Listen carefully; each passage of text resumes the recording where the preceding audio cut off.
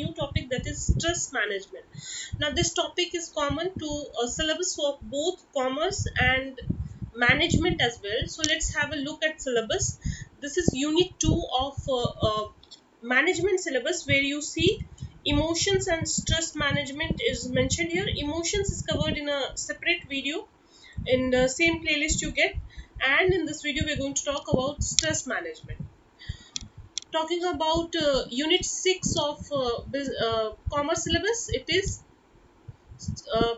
under personality, attitude, emotions we have already covered, and here we will be going to talk about stress management. तो ये दोनों ही syllabus है, दोनों में syllabus, हालांकि अगर कॉमर्स की बात करें तो कॉमर्स में जो है इस पर्टिकुलर बिट से बहुत ज़्यादा क्वेश्चन पुट अप नहीं हुए हैं अब तक, लेकिन given the level of complexity of the exam का जो सिलेबस है, पैटर्न है, वो इतना ज़्यादा कॉम्प्लेक्स होता जा रहा है कि हो सकता है आगे आपको इन टॉपिक से भी जो है ज़्यादा क्वेश्चंस देखने को मिले।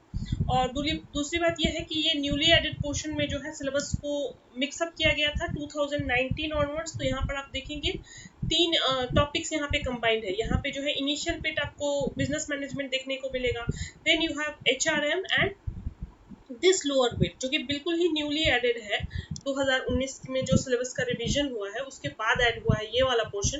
तो इस यह भी एक कारण है कि यहाँ से अब तक के ज़्यादा क्वेश्चंस नहीं आए हैं। तो फ्रेंड्स इसको और भी अच्छे से पढ़ने की इसलिए ज़रूरत है क्योंकि हो सकता है कि आगे आने वाले अटेम्प्ट में आपको इस बिट से ज़्यादा ही क्वेश्चंस देखने को मिले। चलिए शुरुआत करते हैं। सबसे पहले डेफिनेशन की बात कर लेते हैं। स्ट्रेस क्या होता है? Stress is a dynamic condition in which individual is confronted with an opportunity, demand or resource related to what the individual desires and for which the outcome is perceived to be both uncertain and important. So कोई भी व्यक्ति अगर कोई particular उसको situation, जैसे कि कोई opportunity मिलती है या फिर कोई उसका डिमांड है, कोई रिसोर्स रिलेटेड जो है उसकी या फिर इंडिविजुअल डिज़ायर्स है, सो इन सारी चीज़ों का जो भी एस्पिरेशंस की यहाँ पे चर्चा की गई है, इसके जो आउटकम है वो जो है अनसर्टेन है, यानी कि कुछ पता नहीं है कि उसका आउटकम पॉजिटिव हो सकता है, नेगेटिव हो सकता है। तो इससे इंडिविजुअल एक डायनेमिक कंडीशन में जो है कन्फ्रंटेड हो जाता है। यही पूरा प्रक्रिया जो है स्ट्रेस है। आप देखिए मैनेजमेंट के पॉइंट ऑफ व्यू से बात करें तो ये जो टिपिकल थियरी के टॉपिक है फ्रेंड्स, इसको डीप में पढ़ने की इसलिए भी ज़रूरत है आपको क्योंकि एग्जाम में जो क्वेश्चंस आते हैं वो जो है कॉन्सेप्चुअल क्वेश्चंस काफ़ी आते हैं और सिचुएशन बेस्ड क्वेश्चन का जो है ट्रेंड बहुत ही ज़्यादा बढ़ता जा रहा है। तो इसीलिए जो है आपको डायरेक्ट डेफिनेशन से क्वेश्चन नहीं भी आए तो सिचुएशन बेस्ड क्वेश्चन इस पर आपको देखने को मिलेंगे, इसलिए इसको ठीक से समझना बहुत ज़रूरी है। So stress can be said in other word that it is a unpleasant psychological process that occurs in response to environmental pressures. So body का जो reaction, कुछ भी चीज़ें जो नॉर्मल से हट के हैं उस इन्वायरमेंट में बॉडी जैसा रिएक्ट करती है, that is called stress in a native context. अब हम बात कर लेते हैं स्ट्रेस जो है वो यू स्ट्रेस भी हो सकता है और पॉजिटिव स्ट्रेस भी हो, डिस्ट्रेस भी हो सकता है। देखिए यू स्ट्रेस की हम बात करते हैं तो एक चीज़ यहाँ पर ये समझना जरूरी है कि स्ट्रेस जो है वो हमेशा ही बुरी नहीं होती है, यानी कि स्ट्रेस जो है वो पॉजिटिव भी होनी चाहिए। एग्जाम के लिए जो है, जैसे फॉर एग्जांपल स्ट्रेस लेना जो है वो बहुत ज़रूरी है। यदि आप स्ट्रेस नहीं लेते हैं, बिल्कुल ही आप जो है बिल्कुल ही लेजरली तैयारी करते हैं, तो तब आप कभी भी अपने आप गोल को रीच नहीं कर पाओगे। couple of examples which we'll be studying in the coming slides which will clarify further that what is difference between eustress and de-stress and how can you differentiate in exam given if a question is asked that which of the following is not eustress or which of the following is not de-stress, vice versa. So stress is simply we discuss stress as a body's response to a change in changes that create taxing demands. So there is a difference between eustress. Eustress can be termed as a positive stress and distress refers to negative stress. So we will look at a couple of examples. In daily life we often use the term stress to describe negative stress This may lead to people believe that all stress is bad for you, which is not true. सारा stress जो है वो बुरा नहीं होता है। तो अब आपको क्लियर हो गया होगा कि स्ट्रेस पॉजिटिव भी होता है, और ये एग्जाम के पर्सपेक्टिव से भी आपको ध्यान में रखना है। टिपिकल टर्म आपको, अगर आपको नहीं पता था, इसकी जानकारी नहीं थी कि यू स्ट्रेस या डी स्ट्रेस में जो है क्या डिफरेंस है, तो इस वीडियो के बाद आपको जो है इस क्वेश्चन को आप इजिली टैकल कर पाओगे।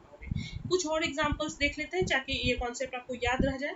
तो यू स्ट्रेस की बात करें या पॉजिटिव स्ट्रेस की बात करें, तो ये जो है मोटिवेट करता है, शॉर्ट टर्म होता है, एक्साइटिंग फील कराता है। तो ये सारे कुछ चरित्र आपको देखने को मिलते हैं यू स्ट्रेस के अंदर में। जबकि अगर हम बात करते हैं एग्जांपल्स की, तो पहले बात कर लेते हैं निगेटिव यानी कि डी स्ट्रेस की। Death of a spouse, filing for divorce, losing contact with loved ones, death of a family member, hospitalization, injury, illness, being abused or neglected. These are a couple of examples which are related to your negative stress. Whereas if we talk of positive stress, अगर हम positive stress की बात करें friends, तो यहाँ पे क्या examples बनते हैं आपके? Starting a new job. Exciting तो होता है, साथ ही साथ जो है प्रेशर की वजह से स्ट्रेस भी जो होता है। आगे जब हम आने वाली स्लाइड्स में जो है आपके साथ चर्चा करेंगे स्ट्रेस के पूरे क्लासिफिकेशन की, कैटेगरीज की, उनके सोर्सेज की, ऑर्गेनाइजेशनल स्ट्रेस क्या होता है, और डिफरेंट टाइप्स ऑफ स्ट्रेस पर हम आपके साथ चर्चा करेंगे। तो ये चीज़ें आपको और भी क्लियर होंगी कि स्ट्रेस कैसे पॉजिटिव भी हो सकता है। मैरिज, सेम टाइम आपको जो है एक जो है पार्टनर मिलता है तो आपको उसकी खुशी भी होती है। At the same time for a female they have part out with their family, mother, father. For a man perspective, it is starting of new responsibilities, likewise buying a home, having a child. So all of these becomes examples of your positive stress. Moving on, work and internal sources of these stress. So this we will be covering in quite detail in the coming slides. So here we are just browsing it through. Work and employment concerns such as those listed below are frequent causes of distress. So excessive job demands, job insecurity, conflict with teammates and supervisors, inadequate authority necessary to carry out task. आपको जो है काम तो दे दिया गया है, authority नहीं दी गई है। आपको जो है आपके बैच जो कलीग्स हैं उनके साथ जो है आपका झगड़ा फसाद चल रहा है। आपको जो है जॉब में पता नहीं है कि हो सकता है आपको कल फायर कर दे। इन्वायरमेंट जो है कंपनी की वो अच्छी नहीं है, क्लाइमेट जो है अच्छा नहीं है ऑर्गेनाइजेशन का। एक्सेसिव जॉब डिमांड, आपको जो है एक से ज़्यादा कई ज़्यादा जो है रिस्पॉन्सिबिलिटी दे दी जाती है। आपको जो है जो काम दिया गया उसके लिए आपको एडिक्वेट ट्रेनिंग नहीं दी गई है, आपको प्रशिक्षण नहीं दिया गया है ताकि आप अपने टास्क को जो है 100% प्रोडक्टिविटी के साथ परफॉर्म कर सके। Making presentation in forms of front of colleagues और clients, unproductive and time consuming meetings, so too much of meetings, commuting and travel schedules. So frequently if you are to fly out, if you are in a senior most positions in the company, organizations expect you to fly on weekends and then conduct a meeting on a Monday, then all of this takes a toll and becomes a region of internal sources of stress related to work and employment. Now we will discuss it further in great detail, that is categories of stress affecting and occupational stress. So if a question comes in exam, it will be from this way friends. अभी तक तो जो है हमने एक concept समझा था, clarity ली थी कि स्ट्रेस क्या होता है, यू स्ट्रेस और डी स्ट्रेस में जो है हमने डिफरेंसेस की बात की। अब हम जो है मेन एलिमेंट पर चर्चा करने वाले हैं, जो कि है आपका categories of stressors affecting occupational stress. So very important from exam perspective, pay attention to this bit: individual stress, group stressors, organizational stressors and extra organizational stressors. हम स्टार्ट करते हैं सबसे पहले एक्स्ट्रा ऑर्गेनाइजेशनल स्ट्रक्चर। तो ये diagram भी आपको ध्यान में रखना है, साथ ही साथ जो है ये एक डायग्राम हमने क्रिएट की है, इसका जो है आप स्क्रीनशॉट लेकर के जरूर रखें। यहाँ पे आपको देखने को मिलेगा एक्स्ट्रा ऑर्गेनाइजेशनल स्ट्रेसर्स क्या होता है।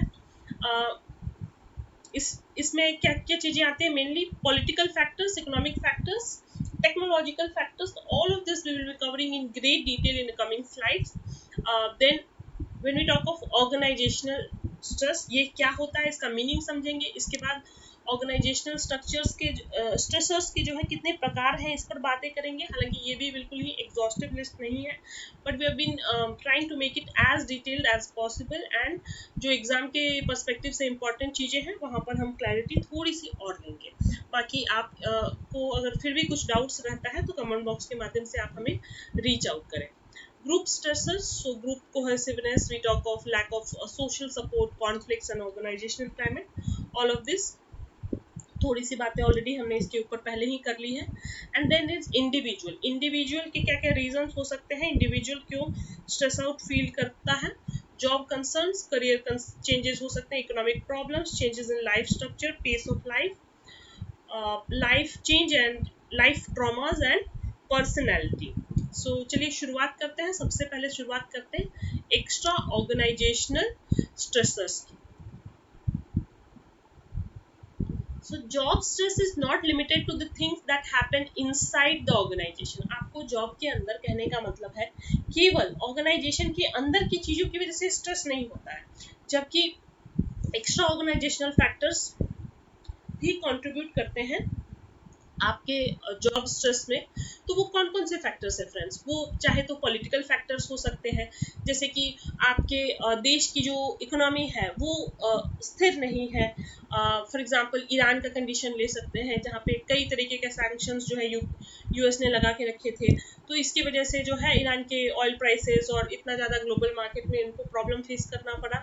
सो countries political stability plays a very very crucial role in your organization, how your organization behaves, how your organization is going to be in future, all of this, because investors will only try to tap those market in which there is political stability in the organization, in the country. So next is your economic factors. So changes in the business cycles create economic uncertainties. When economic contracts, people get worried about their own security. A very important example is Great Depression of 1930s. तो कहने का मतलब अगर आप Great Depression of 1930s की बात करें, इसके अलावा 2008 में जो है क्राइसिस हुआ था, इकोनॉमिक क्राइसिस, और recent times में जो है because of COVID-19, the crisis which we are facing, it brings a lot of uncertainties in terms of organizations, their job perspectives, workforce are layoff. You can also see reduction in pay. There can be times of gig economics being taken up by people more and more, and a lot of other things which we have to see in coming at least 3 to 5 years to cover up for this particular period. Last one is your technological factor. So technology is friends a very very dynamic aspect. Technology जो है ever changing रहते हैं और constantly जो है new innovations होते ही रहते हैं। कई बार आपने देखा है मार्केटिंग में भी, हमने कई सारे एग्जांपल्स आपके साथ डिस्कस किए हैं, जहां अपने ही कंपनी, फॉर एग्जांपल सैमसंग का एग्जांपल हमने डिस्कस किया था आपके साथ में, जहां पे उनके पुराने मॉडल्स जो है मार्केट में ऑलरेडी जब हिट पर होते हैं उससे पहले ही नए मॉडल की जो है तैयारी हो जाती है, ताकि आप जो है अपने कॉम्पिटिटर से अहेड जो है आप रह सके. So technological uncertainty is a third type of environmental factor that causes stress. In today's era of technological development, new innovations make employees' skills and experience obsolete in a very, very short span of time. So if you see, if you have friends around working in technical departments, they have to be constantly updated. They have to learn new technologies, new skills, new languages to be competitive in the job market. Computers, automations are another forms of technological innovation which are great threat to many people to cause them stress. So if you see, IT employees के जो है life काफ़ी ज़्यादा stressful होते हैं. तो उम्मीद करती हूँ एक आपको क्रक्स मिल गया होगा. एक्स्ट्रा ऑर्गेनाइजेशन, जो ऑर्गेनाइजेशन के बाहर के फैक्टर्स हैं, तो आप पेस्टल फैक्टर्स के रूप में इसको याद रख सकते हैं. इसके जो एलिमेंट्स हैं यहाँ पे पॉलिटिकल फैक्टर्स हो गए, इकोनॉमिक फैक्टर्स हो गए, टेक्नोलॉजिकल फैक्टर्स हो गए, जो कि ऑर्गेनाइजेशन से बाहर रह के भी. सो कहने का मतलब है, अगर आपको एग्जाम में भी आप ऑर्गेनाइजेशन से बाहर की बात करें तो मैक्रो फैक्टर्स जो भी होते हैं वो भी आप स्ट्रेस का जो है बहुत बड़ा कारण बनते हैं. अब बढ़ते हैं जो है आपके, तो हमने क्या देखा, एक्स्ट्रा ऑर्गेनाइजेशनल स्ट्रेसर्स जो है हमने कवर कर लिया. अब हम सेकेंड कैटेगरी की बात करते हैं friends, that is your organizational stressors, यानी कि ऑर्गेनाइजेशन के अंदर रह के कौन कौन से फैक्टर्स हैं जो कि स्ट्रेसर्स के रूप में देखने को मिलते हैं. job related factors, role related factor, interpersonal group related factors, organizational structural factors, organizational leadership factors, and organization's life cycle itself. So let's talk in detail second element, that is organizational stressors. So in organization there's no shortage of factors that cause stress. So likewise outside the organization के अंदर भी कई सारे factors होते हैं जो कि stress का कारण बनते हैं. इनफैक्ट पूरा काम ही जो है वो भी एक सबसे बड़ा कारण बनता है स्ट्रेस का. तो इसको हम और भी डिटेल में समझते हैं.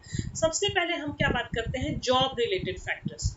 यानी कि जॉब अगर मान लीजिए, कहने का मतलब है कि बहुत ज़्यादा रूटीन है या बहुत ज़्यादा बोरिंग है, और ये ऐसा भी हो सकता है कि बहुत बहुत ज़्यादा जो है डिमांडिंग है, जहाँ पे आपको frequent transfer, for example government job की बात करें तो वहाँ पे आपको स्टेबिलिटी देखने को मिलती है, लेकिन फ्रीक्वेंट ट्रांसफर जो है कैन कॉज हैसल्स, और आपके जो है वो लिमिटेशंस उसकी वजह से क्रिएट हो जाते हैं, फैमिली को लेकर के हो सकते हैं, या फिर आप स्वयं भी कंफर्टेबल नहीं हो सकते हैं डिफरेंट लोकेशंस के लिए.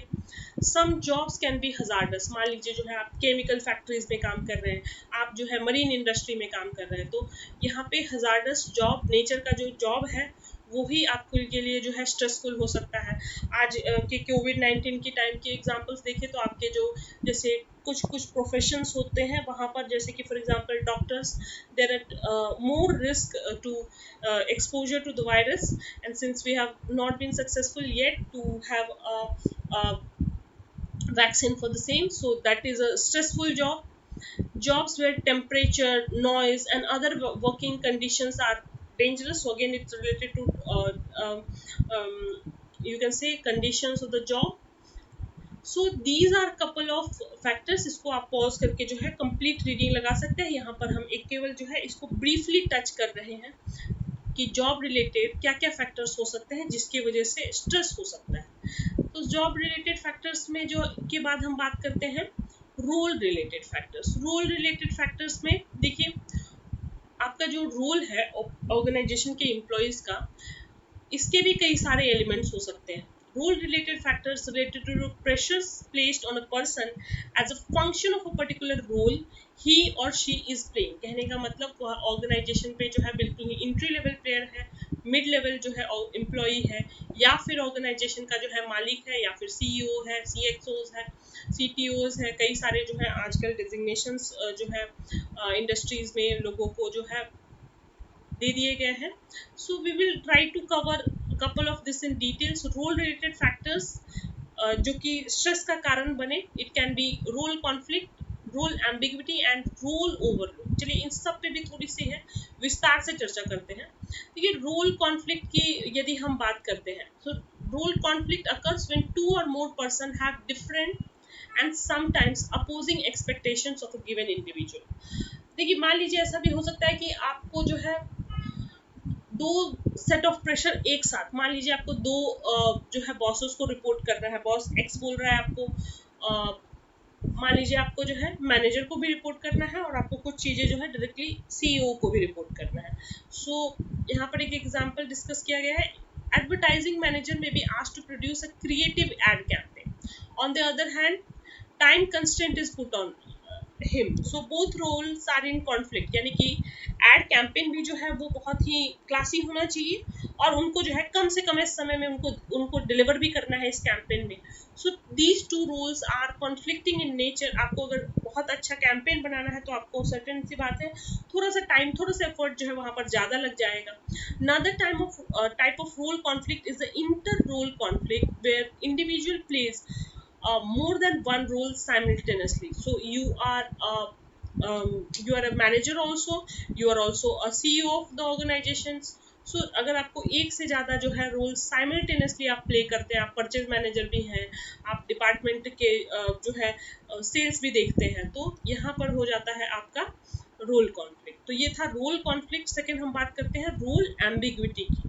सो रोल एम्बिग्विटी यानी कि आपको पता ही नहीं है, एक एम्प्लॉय को पता ही नहीं कि उसको एग्जैक्टली उससे क्या एक्सपेक्टेशन है, उससे क्या जो है मैनेजमेंट एक्सपेक्ट करता है. एग्जाम्पल देखिए, if an employee wants to join an organization, is left to himself to figure out what he is supposed to be doing and nobody tells him what is expected of him, what are his roles, as a newcomers will face high level of ambiguity.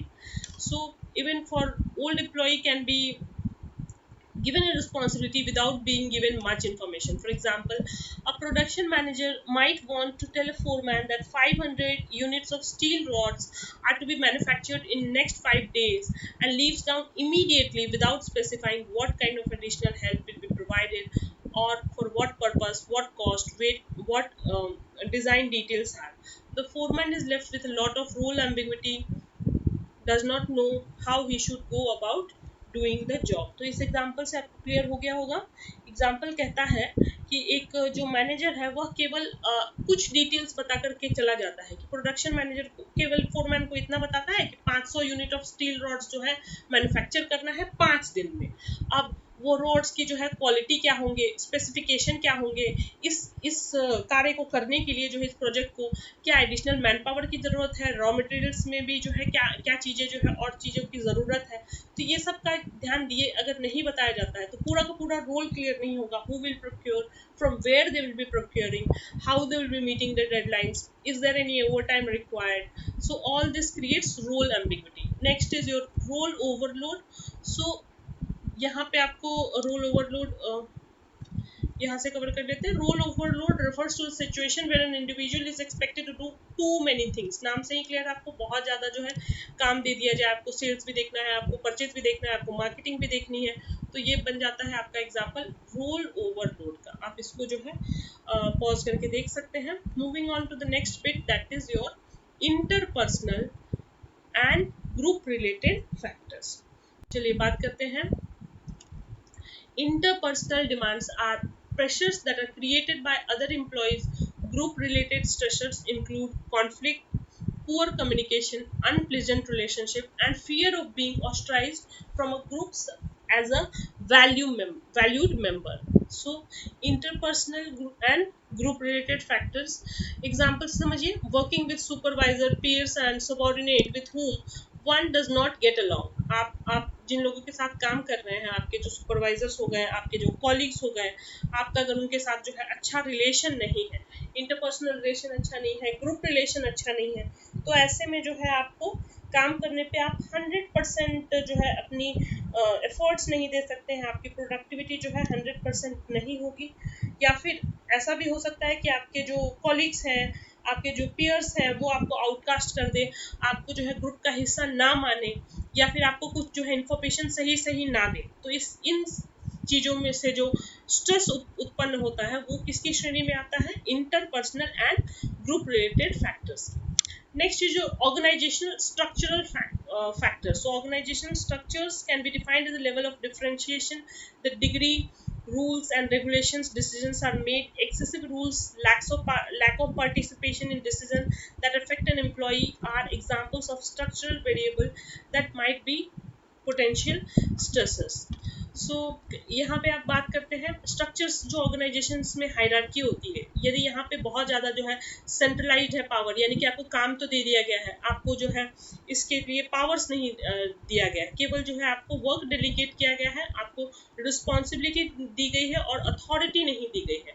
तो ऐसे में क्या है, आपका moral जो है पूरी तरीके से काम नहीं करेगा. So this can be one of the barriers, और ये आपके लिए पोटेंशियल स्ट्रेसर्स का कॉज हो सकता है. Fifth bit is your organizational leadership factors. Now this is a very crucial factor.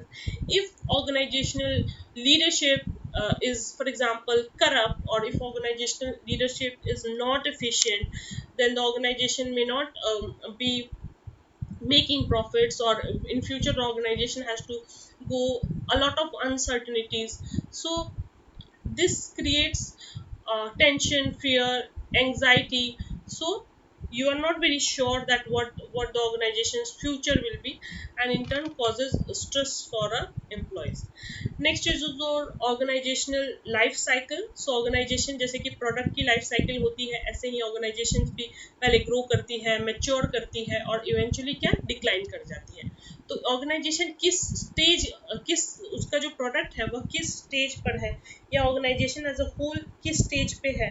सो जब हम किसी चीज़ की शुरुआत करते हैं फ्रेंड्स, और जब हम किसी चीज़ की अंत करते हैं, वो दोनों चीज़ें जो है बहुत ज़्यादा स्ट्रेसफुल होती है। या तो अगर आप एक स्टार्टअप को ज्वाइन करते हैं तो आपको बहुत ज़्यादा जो है मल्टीटास्किंग करनी पड़ती है। या फिर अगर आप एक बिल्कुल ही मैच्योर्ड ऑर्गेनाइजेशन को ज्वाइन करते हैं जो ऑलरेडी डिक्लाइन की तरफ है, डिक्लाइन मोड पे है, तो वहाँ पे आपको प्रॉफिट सस्टेन करने के लिए जो है काफ़ी ज़्यादा मशक्कत करनी पड़ती है। तो ये दोनों स्टेज जो है ऑर्गेनाइजेशन लाइफ साइकिल का स्ट्रेसफुल होता है। Next is your group stressors. So group stressors में जो है couple of factors which will be looking at is your group cohesiveness, lack of social support, conflict and organizational climate. तो one by one इसको जो है समझते हैं। सबसे पहले ग्रुप कोहेसिवनेस की बात करते हैं। यहाँ पे जो है हॉथॉर्न स्टडी जहाँ पे ग्रुप कोहेसिवनेस की बात की गई थी, एम्प्लॉइज को यहाँ पर क्या किया गया था, particularly at the lower levels of organization, lack of cohesiveness can be very stress producing, especially for those persons who cannot thrive in isolation. So other side of this picture is that too much cohesiveness can also lead to stress. Saying like too much familiarity breeds contempt are very valid, because the prolonged contact with the person or can also cause stress. So group में भी अगर बहुत ज़्यादा familiarity है, that can also be an element of stress. According to Albert Church, doctors have the highest rate of alcoholism of any professionals, and psychiatrists have highest rate of suicide. So this is a very crucial point to take a note of, friends. Next is your lack of social support. This we have discussed quite a bit. अगर organisations में जो आपके peers आपका support नहीं करते हैं, society आपका support नहीं करती है, फ्रेंडलीनेस आपको देखने को नहीं मिलता है, आपकी जो है सेल्फ रिस्पेक्ट नहीं मिलती है, आपको ऑर्गेनाइजेशंस के अंदर जो है आपको एज अ ऑर्गेनाइजेशन का पार्ट नहीं समझा जाता है पीयर्स के द्वारा। सो इसकी वजह से जो है आपको आउटकास्ट फील होता है, and it can be very very stressful. Next is your conflict. Conflict आपके कलीग के साथ भी हो सकता है, कॉन्फ्लिक्ट आपके मैनेजर्स के साथ भी हो सकता है। तो people who are working in organizations are prone to interpersonal and inter group conflict. इसकी चर्चा हमने इमोशंस के वीडियो में भी की है फ्रेंड्स, क्योंकि हम ह्यूमन से डील करते हैं फ्रेंड्स, और ह्यूमंस में जो है कॉन्फ्लिक्ट होना बहुत ही लाजमी है। Conflict has both functional and dysfunctional aspect. Whenever conflict has dysfunctional consequence, it will lead to stress in all concerned parties. Next is your organizational climate. So organization का culture कैसा है, वर्किंग आवर कैसा है। अगर organisation में continuously जो है सारे लोग सीरियस होकर ही काम करते हैं, कोई फन कल्चर नहीं है, तो आप जो है बहुत ज़्यादा स्ट्रेसफुल फील करेंगे। यहीं पे अगर ऑर्गेनाइजेशन में जो है आपको कई सारे जो है एचआर एक्टिविटीज़ हो जाए, तो वहाँ पे जो है आपके लिए काम करना काफ़ी आसान हो जाता है। तो ऑर्गेनाइजेशन कल्चर फ्रेंडली है, हॉस्टाइल है, टास्क ओरिएंटेड है, ये सारा कुछ डिटरमाइन करता है stress level in that particular organization. So we have covered group cohesiveness, lack of social support, conflict and organizational climate under group stressors. अब बात करते हैं लास्ट बिट की, जो कि काफ़ी इंपॉर्टेंट है फ्रेंड्स। इंडिविजुअल स्ट्रेसर्स के जो है क्या क्या कैटेगरीज हो सकते हैं। जॉब इटसेल्फ हो सकता है, करियर चेंज हो सकता है, इकोनॉमिक प्रॉब्लम हो सकता है, चेंजेस इन लाइफ स्ट्रक्चर हो सकता है, पेस ऑफ लाइफ हो सकता है, life changes and life traumas हो सकता है फ्रेंड्स, और पर्सनैलिटी। तो थोड़ी सी संक्षिप्त में इस पर चर्चा कर लेते हैं फ्रेंड्स। फॉर एग्जाम्पल जॉब की अगर हम बात करते हैं, जॉब कंसर्न की स्टार्टिंग से सबसे पहला पॉइंट डिस्कस करते हैं। सो ये फ्रेंड्स जो है फाइनल कैटेगरी है इंडिविजुअल स्ट्रेसर्स का। जॉब कंसर्न की हम बात करते हैं, तो इसमें सबसे ज़्यादा मेजर एलिमेंट हो सकता है, या तो आपको जॉब को लेकर के इनसिक्योरिटी हो, lack of job security, that can lead to anxiety, frustration to the individual.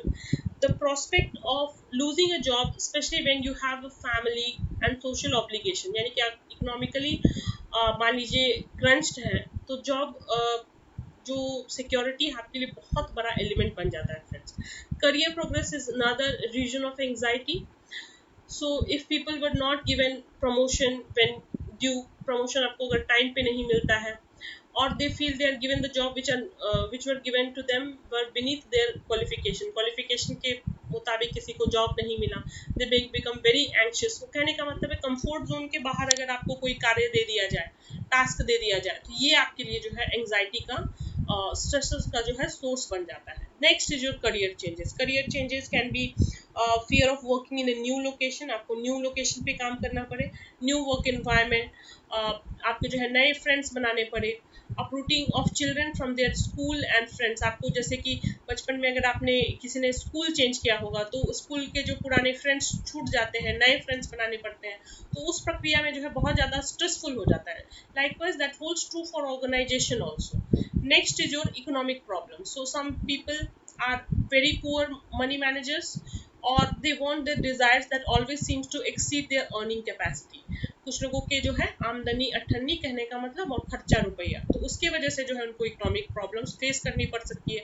when individual overextend their financial resources, or in simple word they spend more than they earn, it will always cause stress and distract the employees from work। अगर आपके हाथ में जो है आपके social obligations, financial obligations meet करने के लिए एनफ मनी नहीं है, so that is the biggest source of stress for a employee. Next is your changes in life structure. So life structure of the person changes. For example, as you are growing old, your medical bills may be high, your responsibilities, as it grows, you are from a college going kid to you become, you take up your first job. So as we move up the ladder, the higher the responsibility, the greater the stress. Next is your pace of life, friends. So if you, for example, you're living in a posh cities like metros, so that time you tend to take up lifestyle of that particular environment. As the responsibilities of a person increase, his capacity to execute them should also increase. A hectic pace of life when a person is always busy in business or otherwise create more stress than a relaxed pace of life. आप अगर एक छोटे शहर में रहते हैं, for example, your schedule is like quite relaxing, आप जो है एक टाइम पर ऑफिस जाते हैं और वह जो है बिल्कुल फिक्स होता है, 9 to 5 का जॉब करते हैं। लेकिन अगर आप एक ऐसी जगह पे रहते हैं जहाँ पे लाइफ जो है, for example Mumbai as a city, life जो है काफ़ी फास्ट मूविंग है, तो यहाँ पर भी यह भी एक सोर्स ऑफ स्ट्रेस बनता है। इसके अलावा बात करें, certain professions like teaching are less stressful than those of a company executives, bankers or a businessman.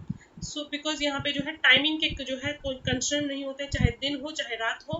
हालांकि टीचर्स के इस पॉइंट से मैं अग्री नहीं करती हूँ बहुत ज़्यादा, क्योंकि आजकल जो है ऑनलाइन टीचिंग हो गया और कई सारे जगह पे जो है टीचर्स न केवल टीच करते हैं, they are involve largely in research also. So academia is very very competitive these days now. So moving on to the next bit, that is your life changes and life trauma. So there can be personal reasons like a sudden death of a spouse, or certain family members, or you undergo some kind of accident. So these are life changes, trauma, and यहाँ पे जो है एक life change और life trauma के बीच का difference समझ लेते हैं। According to life change view, the death of a spouse add to a पर्सन's potential health problem in the following year. At the same time, the person will also experience emotional turmoil, which will constitute the life trauma, and life trauma will spill over the workplace. So Thomas Holmes and Richard Rookie developed social adjustment rating schedule to assess the degree of stress created by certain events in life. In order to develop the scale of impact, they asked people to rate us how long it would take to adjust them to certain stress-producing event in life. After considering the responses of the people, they developed ranking and weighing schedule for their stress-producing events. So from exam perspective, you should remember the name of Thomas Holmes and Richard Rookie, which are associated with developing this social adjustment rating schedule. Stress और trauma के बीच के difference की बात करें तो for example यहाँ पे example से इसको समझते हैं। अगर मान लीजिए एक बंदे की स्पाउस की डेथ हो जाती है और इसकी वजह से उसको जो है और भी ज़्यादा हेल्थ प्रॉब्लम्स हो गए, तो यहाँ पर क्या हो गया, the person will also experience emotional turmoil. So life उसकी चेंज तो पहले ही हो गई है क्योंकि उसके स्पाउस की डेथ हो गई है, और उसके वजह से उसके और भी हेल्थ प्रॉब्लम्स अराइज हो गए जो कि आपके लिए ट्रॉमा बन सकते हैं। यही दोनों का जो है यह डिफरेंस है उम्मीद करती हूँ आपको क्लियर होगा। नहीं तो एक बार जो है स्लाइड पॉज करके आप देख लें, ज़रूरी आपको क्लियर हो जाएगा। And the last one is your personality friends. So personality जो है वो भी स्ट्रेस डिटरमाइन करता है। जो टाइप ए की पर्सनैलिटी होते हैं, बहुत ज़्यादा प्रोएक्टिव होते हैं, उनमें जो है बहुत ज़्यादा काम की लगन होती है, तो इसकी वजह से उनमें जो है ज़्यादा स्ट्रेस देखने को मिलता है। यही टाइप बी की बात करें तो वो लेस स्ट्रेसफुल होते हैं। तो ये थे last category, that is your individual stressors. इसके अलावा भी काफ़ी कुछ है फ्रेंड्स। स्ट्रेसर्स कितने लेवल्स पे होते हैं, इस पर थोड़ी सी जो है डिटेल डायग्राम है, इसको आप पॉज करके देख सकते हैं। हालांकि मोर और लेस ये सारे पॉइंटर्स जो हमने ऑलरेडी कवर कर लिए हैं। एंड एक और टॉपिक रह जाता है friends, that is your stress burnout. Stress burnout को जो है हम नेक्स्ट वीडियो में कवर कर लेंगे, क्योंकि ये वीडियो काफ़ी लंबा हो गया है फ्रेंड्स। तो वीडियो अच्छा लगे तो लाइक शेयर सब्सक्राइब जरूर कीजिए। ऐप अब तक आपने डाउनलोड नहीं की है तो डायरेक्ट लर्न की ऐप जो है प्ले स्टोर से जाकर के डाउनलोड कर सकते हैं। फिलहाल इस वीडियो में केवल इतना ही। That's all for this video. Thank